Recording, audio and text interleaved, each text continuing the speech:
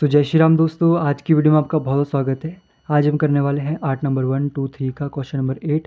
ये वाला question important है क्योंकि देखो यहाँ पे लिखा है सॉल्व, इसको सॉल्व करना है। साथ साथ हमारे पास क्या है, given that y equal to 1 dy/dx equal to 2 और x की वैल्यू दी है 0। अब ये मतलब ये कहाँ लगानी है, कैसे लगानी है, क्यों लगानी है, ये हम इस क्वेश्चन में देखेंगे, इसलिए वाला क्वेश्चन इंपॉर्टेंट है, ध्यान से देखना। तो दो स्टेप मैंने पहले लिख लिए। क्या है कि हमारे पास क्वेश्चन है, उसको सबसे पहले हम सिंबॉलिक फॉर्म में लिखते हैं। इस तरह से मैंने लिख लिया, ठीक है। इक्वल टू 0 d² - 4d + 5 और ब्रैकेट में y इक्वल टू 0 और ऑक्सिलरी इक्वेशन होती है इसमें ये वाली इक्वल टू 0। इसमें कोई दिक्कत, ठीक है। अब इसके हम फैक्टर्स करते हैं। बेसिकली 5 × 1 है तो 5 के फैक्टर्स कुछ इस तरह से करने हैं कि उन दोनों का जो मल्टीप्लिकेशन होती है वो 5 आए और उन दोनों का जो एडिशन होती है, ध्यान देना मैंने एडिशन बोला, उन दोनों की जो एडिशन होती है वो हमारे पास 4 आए, ठीक है। तो जैसे 5 × 1 है तो इन दोनों को जब हम ऐड करते हैं तो क्या आता है, 6 आता है। और इन दोनों का मल्टीप्लिकेशन करने पे तो 5 आ जाता है, पर इनका जो एडिशन होता है वो 6 आता है, 4 नहीं है। हमारे को क्या चाहिए, 4 चाहिए। तो हम इसको इस तरह से नहीं खोल पाएंगे। तो इसमें क्या करना है, फॉर्मूला लगाना है -b + -√b² - 4ac/2a वाला। तो करें इसको सॉल्व, स्टार्ट करते हैं। तो फॉर्मूला यूज्ड हेयर कौन सा वाला, -b + -√b² - 4ac/2a लगा लें फॉर्मूला। तो -b मतलब माइनस माइनस हो जाएगा प्लस, तो 4 + -√b² मतलब 16 -4 4 पंजे 20 20, तो ये आएगा 20/2a 2, ठीक है। इस तरह से आ गया। इसको हम लिख सकते हैं 2 + माइनस, ये आ जाएगा 4, बाहर आ जाएगा 2, 2 से 2 कटा आयोटा, ठीक है, आयोटा आ गया। ये आ गया हमारे पास इसका सॉल्यूशन। तो बेसिकली ये हमारे पास क्या है, जो हमारे पास इसको सॉल्व करके आया वो है। तो ये हमारे पास एक सॉल्यूशन है, बट जो कंप्लीट सॉल्यूशन होता है वो क्या होता है इसमें, ये हमारे पास एक कॉम्प्लेक्स नंबर है जिसका सॉल्यूशन क्या होता है, एक्सपोनेंशियल की पावर में α(x), c1 c2 बीच में प्लस, इधर कॉस इधर साइन, और यहाँ पे आता है βx, इधर भी आता है βx। ये होता है इसका कंप्लीट सॉल्यूशन। इसको लिख लेते हैं। कंप्लीट सॉल्यूशन इसमें क्या आएगा, एक्सपोनेंशियल की पावर में आ जाएगा 2x c1 कॉस बीटा क्या है इसका कांस्टेंट, ये क्या है 1 है, तो cos x plus c2 sign beta क्या है 1, तो ये आ जाएगा ये आ गया इसका कंप्लीट सॉल्यूशन। अब देखो शायद पीछे वाली वीडियोस में ना मैंने यहाँ पर ये बताना छोड़ दिया कि यहाँ पे हम जो लास्ट में लिखते हैं कंप्लीट सॉल्यूशन को, वो इस तरह से लिखते हैं कि y = एक्सपोनेंशियल की पावर में 2x c1 cos x plus c2 sine x, इस तरह से लिखते हैं। यहाँ पे y लिखना थोड़ा सा ज़रूरी होता है। तो ये y की वैल्यू आई। तो यहाँ पे बोला है y = 1 dy/dx = 2 और x = 0। तो बेसिकली हमें dy/dx की वैल्यू पहले निकालनी होगी। तो dy/dx निकालते हैं। dy/dx मतलब ये जो y है इसका डेरिवेटिव करना है। तो यहाँ पे दो फंक्शन है, एक ये है एक्सपोनेंशियल की पावर में 2x और एक इसको ले लेते हैं। तो मल्टीप्लिकेशन कैसे होती है इसमें, इसकी करते पहले डिफरेंशिएशन, तो ये जाएगी 2 एक्सपोनेंशियल की पावर में 2x, ये वाली चीज़ ऐसे कैसी, c1 cos x plus c2 sine x, ठीक है। फिर यहाँ पे आ जाता है बीच में प्लस, और फिर ये वाली चीज़ ऐसे की ऐसी रहती है, और हम इसकी डिफरेंशिएशन करते हैं।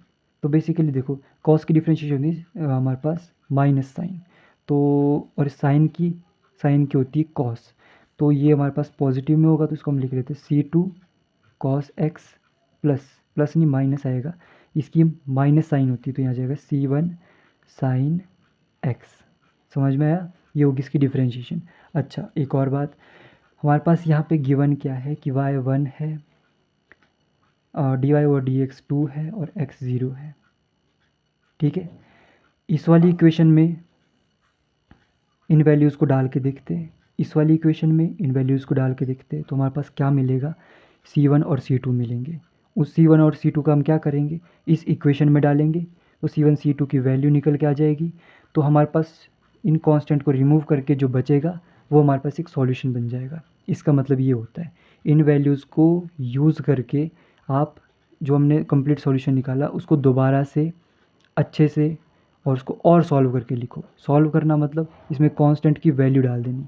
तो वो हो गया उसका और फर्दर सॉल्यूशन हो जाएगा उसका। ठीक है, तो गिवन इसका मतलब होता है इसमें पुट करके और अच्छे से सॉल्यूशन को लिखना।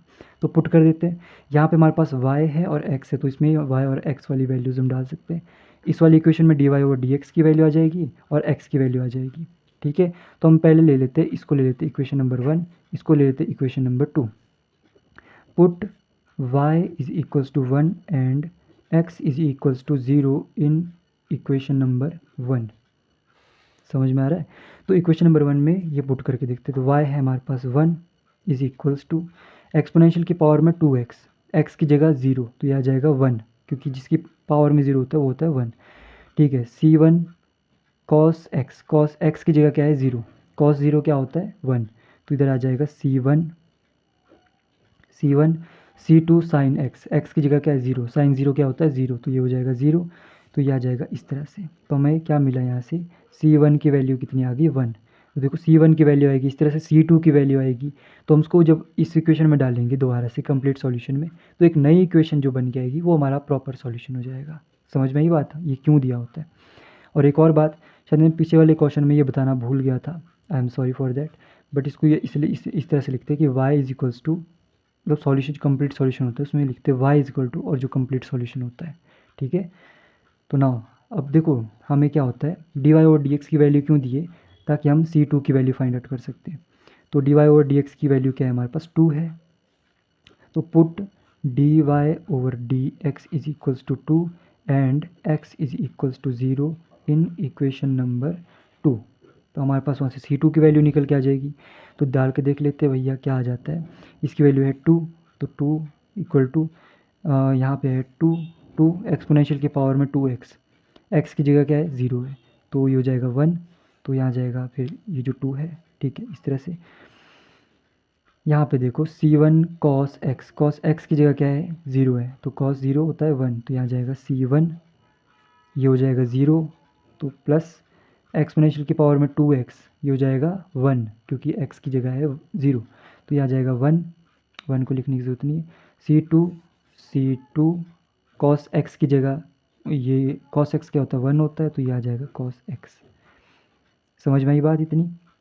अब एक और बात, हमें पता है c1 की वैल्यू क्या है 1 है, तो इसमें डाल के देख लो c1 की वैल्यू क्या है 1 है, तो इसमें आ जाएगी क्या हो जाएगा 2 इंटू 1 प्लस c2, तो 2 is equals to 2 plus c, इस 2 से ये 2 कैंसिल हो जाएगा, क्योंकि ये परे जाएगा तो माइनस का हो जाएगा, तो 0 आ जाएगा, मतलब ये जो c2 है उसकी वैल्यू क्या आ गई 0 और c1 की वैल्यू क्या आ गई 1।